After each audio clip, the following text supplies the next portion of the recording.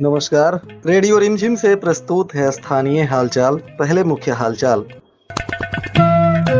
POCSO act के आरोपी को हुई 20 वर्ष की सजा।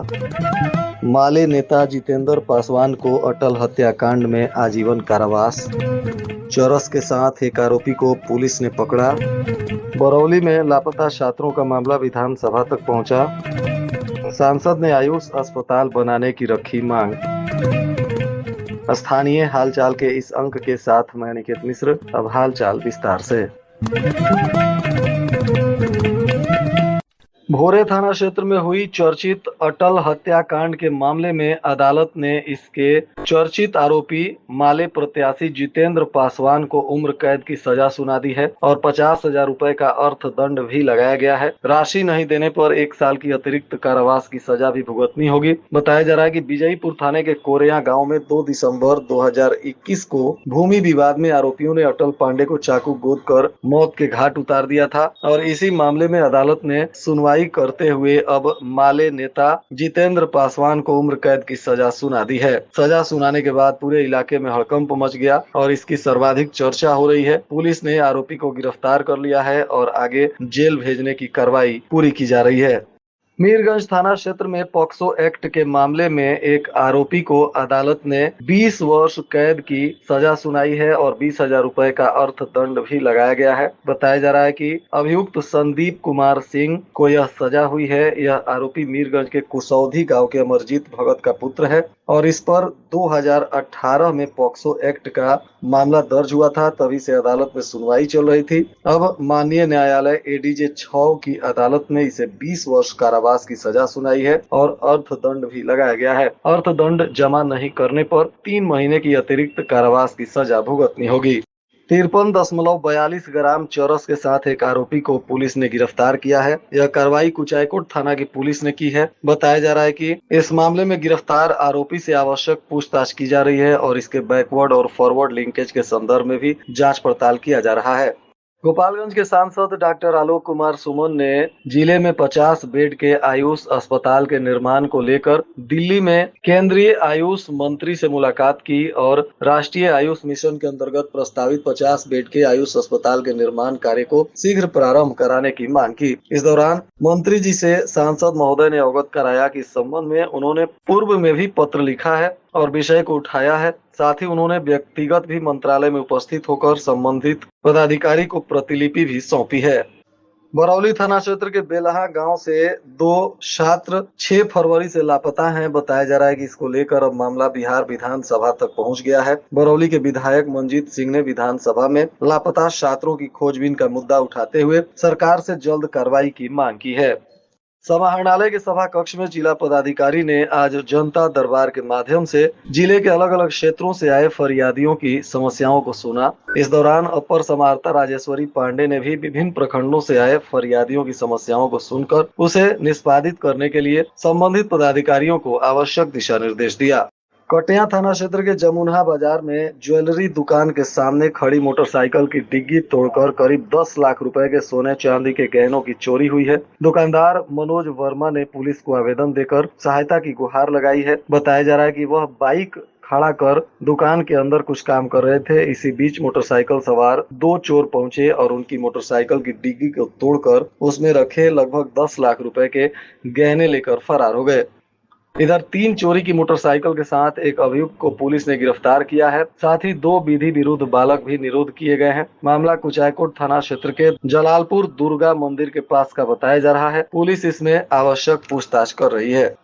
माझा थाना क्षेत्र के धनखर रोड में क्रिकेट के विवाद को लेकर 2 पक्षों में जमकर मारपीट हुई है, जिसमें आधा दर्जन लोग घायल हैं। सभी का इलाज सरकारी अस्पताल में चल रहा है। पुलिस मामले की तफ्तीश में जुटी हुई है। महिला एवं बाल विकास निगम के निर्देश पर गोपालगंज में भी जिला प्रशासन द्वारा राष्ट्रीय महिला दिवस का आयोजन शहर के कमला राय कॉलेज में किया गया। इस अवसर पर जिला प्रशासन ने कमला राय कॉलेज में एक व्यापक कार्यशाला सह सम्मान समारोह का भी आयोजन किया तथा स्वास्थ्य परीक्षण शिविर का भी आयोजन किया गया। कॉलेज सभागार में आयोजित जागरूकता कार्यक्रम में जिला पदाधिकारी पवन कुमार सिन्हा भी पहुंचे और कार्यक्रम का उद्घाटन किए। इस पर मुख्य विषय रखा गया था, जिसमें 7 सत्रों में आयोजित पूरे कार्यक्रम कार्यक्रम को विकसित बिहार में महिला एवं बाल विकास की भूमिका, साइबर सुरक्षा तथा सतर्कता सत्र, माहवारी स्वच्छता प्रबंधन, हमारी स्वच्छता में कार्य कर रही महिला उद्यमी संजू कुमारी के उद्यम मंत्र तथा अनुभव इत्यादि के बारे में विस्तार से महिलाओं को जानकारी दी गई।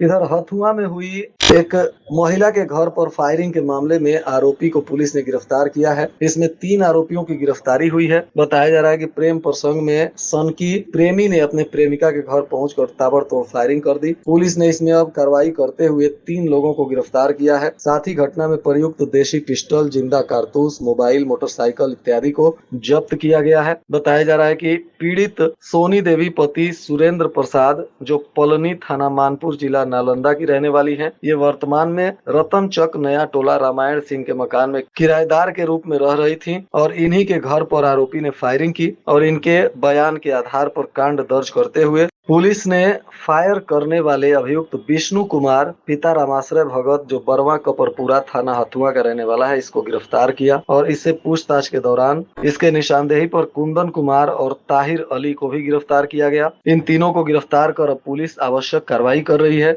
इस संदर्भ में हथुआ के एसडीपीओ से बातचीत की गई तो उन्होंने कहा, दिनांक 11/2/2026 को हथुआ थाना अंतर्गत रतनचक में एक प्रेमी के द्वारा प्रेमिका पर गोली चलाने की सूचना प्राप्त हुई थी। इसके आलोक में घटनास्थल का तुरंत निरीक्षण किया गया। एफएसएल टीम के द्वारा घटनास्थल का निरीक्षण किया गया और इस घटना में शामिल 3 अभियुक्तों को गिरफ्तार किया गया है।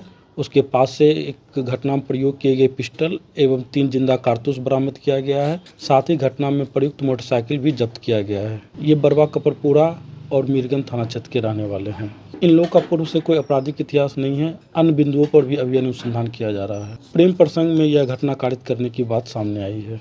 बैकुंठपुर थाना क्षेत्र के बनकट्टी के पास एक सड़क हादसा हो गया, जिसमें ट्रक के चपेट में आने से एक बाइक सवार युवक की मौत हो गई। पुलिस ने शव को पोस्टमार्टम कराने के बाद परिजनों को सौंपा है और मामले की तफ्तीश में जुटी हुई है। इधर मोहम्मदपुर थाना की पुलिस ने एक वांछित अभियुक्त को गिरफ्तार किया है, जिसका नाम राम किशुन महतो बताया जा रहा है। यह मोहम्मदपुर के डुमरिया का रहने वाला है। इस पर 2026 में एक मामला दर्ज था और यह फरार चल रहा था। अब इसे गिरफ्तार कर न्यायिक हिरासत में भेज दिया गया।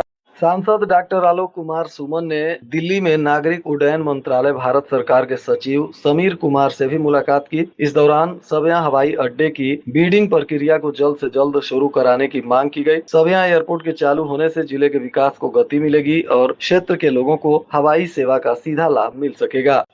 सिधौलिया थाना क्षेत्र के सकला गांव निवासी 34 वर्षीय जवान मिंटू यादव की पूरे सैनिक सम्मान के साथ अंतिम विदाई दी गई। इस दौरान उनके पैतृक गांव में गार्ड ऑफ ऑनर के साथ ही उन्हें मुखाग्नि दी गई। भारी संख्या में लोग वहां उपस्थित थे और मृत जवान के अंतिम विदाई में लोग शामिल होकर भारत माता के जयकारे लगा रहे थे। बताते चले कि मिंटू कुमार यादव की असम में संदिग्ध परिस्थितियों में तबीयत बिगड़ने से मौत हो गई। वे छुट्टी लेकर घर लौट रहे थे। इसी दौरान मोरियानी जंक्शन के पास एक लॉज में ठहरे थे, जहां अचानक पेट में दर्द हुई और अस्पताल ले जाया गया, जहां उनकी मौत हो गई थी। आज जैसे ही सुबह उनका शव पहुंचा तो पूरे इलाके में कोहराम मच गया। पत्नी, बच्चों समेत परिजनों का रो रो कर बुरा हाल है और पूरे गार्ड ऑफ ऑनर और सैनिक सम्मान के साथ उन्हें अंतिम विदाई दी गई। और आज के मौसम का तापमान गोपालगंज में न्यूनतम 12 डिग्री सेल्सियस और अधिकतम 26 डिग्री सेल्सियस रहने की संभावना है। अंत में मुख्य हालचाल एक बार फिर। पॉक्सो एक्ट के आरोपी को हुई 20 वर्ष की सजा। माले नेता जितेंद्र पासवान को अटल हत्याकांड में आजीवन कारावास। चरस के साथ एक आरोपी को पुलिस ने पकड़ा। बरौली में लापता छात्रों का मामला विधानसभा तक पहुंचा। सांसद ने आयुष अस्पताल बनाने की रखी मांग। इसके साथ ही रेडियो रिमझिम से प्रसारित स्थानीय हालचाल का यह अंक समाप्त हुआ। नमस्कार।